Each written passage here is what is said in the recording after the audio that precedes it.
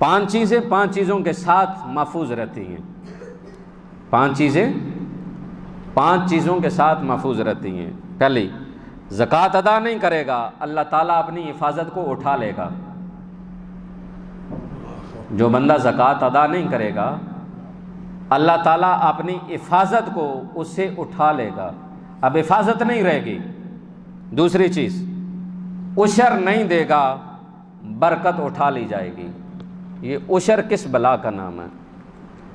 جو کسان گندم اگاتے ہیں، باقی فصلیں اگاتے ہیں، مال مویشی پالتے ہیں، ان میں سے جو زکوٰۃ دی جاتی ہے اس کو عشر کہتے ہیں۔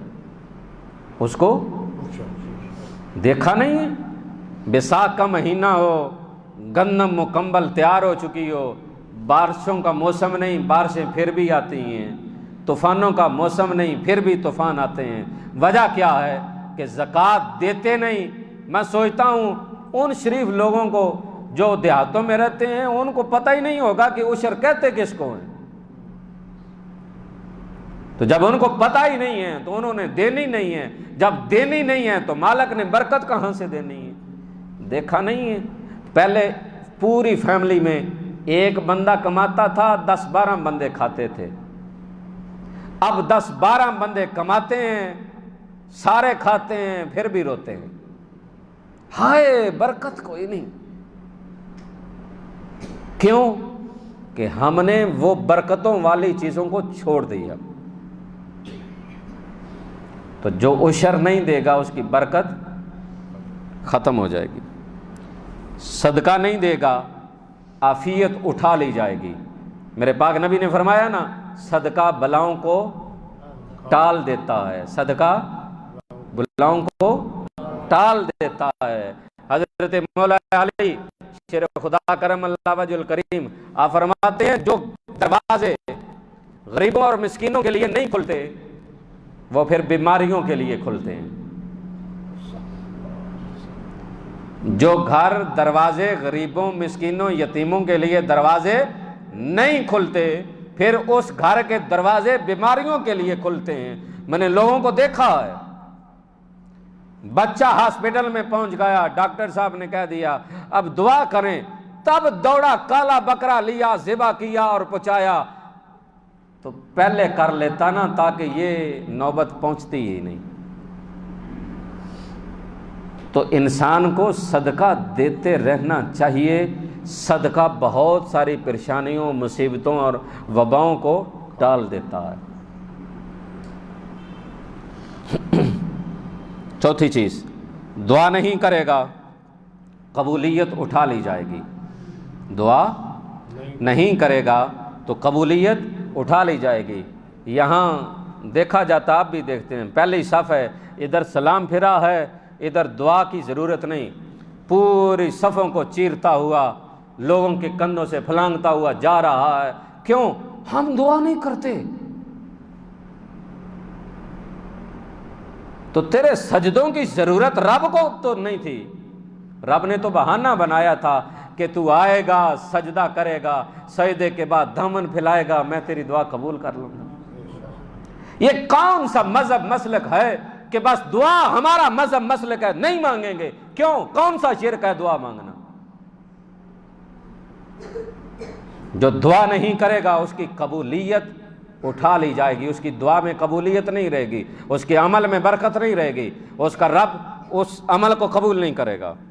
پانچویں چیز، جو با جماعت نماز نہیں پڑھے گا اس کے ایمان کی تکمیل اٹھا لی جائے گی۔ جو با جماعت نماز نہیں پڑھے گا اس کے ایمان کی تکمیل اٹھا لی جائے گی۔ مثلا جب پہنچا ٹھیک ہے، بعض تو لوگوں کو میں نے ایسا دیکھا باہر کھڑے رہتے ہیں، ٹوٹیوں پہ فون سنتے رہتے ہیں، صف کے اندر کھڑے ہوئے ہوئے جماعت کے ساتھ اقامت ہو گئی ہے، پھر فون لے کے واپس سین میں چلے گئے، اندر ساری جماعت ہو گئی، صاحب باہر فون سن رہے ہیں۔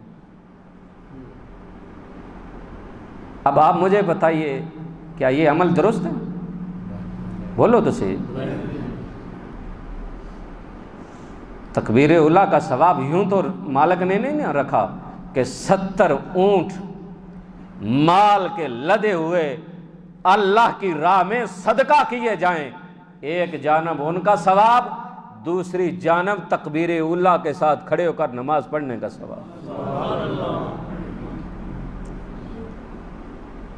تو ہم کیا کرتے ہیں؟ یہ شلوار اوپر نیچے کرتے رہتے ہیں، یا بالوں کو سنوارتے رہتے ہیں، یا کپڑوں کو سنوارتے رہتے ہیں، اور اب تو گرمیاں آ گئی ہیں، پیچھے بس پنکھے تلاش کرتے رہیں گے کہ کون سا پنکھا چلے اور میں اس کے نیچے کھڑا ہو کر ہوا لے لوں گا۔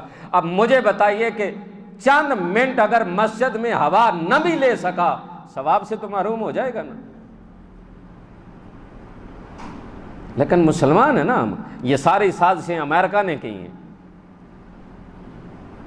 بحیثیت مسلمان ہم ایسی ایسی چیزوں کے اندر جا رہے ہیں کہ اللہ ماشاء اللہ۔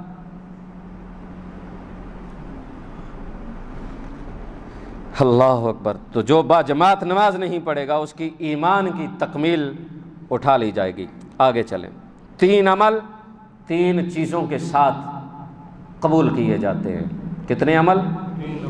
3 عمل 3 چیزوں کے ساتھ قبول ہوتے ہیں۔ پہلا عمل، نماز پڑھے اور زکوٰۃ ادا کرے۔ اگر نماز پڑھتا ہے زکوٰۃ ادا نہیں کرتا، اس کی نماز قبول نہیں ہے۔ اللہ وحدہ لا شریک نے 83 مرتبہ قرآن کے اندر ارشاد فرمایا، اقیموا الصلاۃ وآتوا الزکوٰۃ، نماز بھی قائم کرو اور زکوٰۃ بھی۔